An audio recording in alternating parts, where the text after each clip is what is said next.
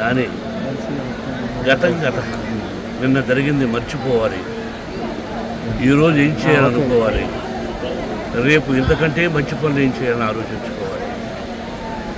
సంక్రాంతి శుభాకాంక్షలు.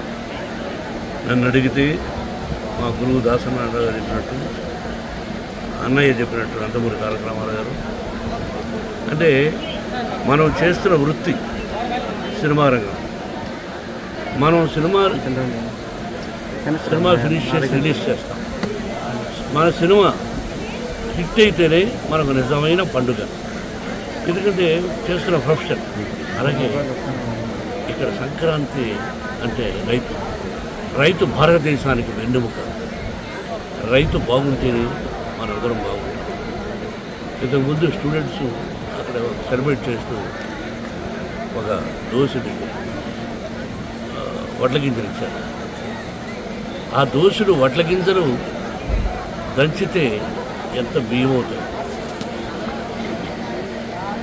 అది దోశ ఒక పిడికడ అవుతుంది, అర పిడికడ అవుతుంది. అది ఒక మనిషిని బ్రతికిస్తుంది.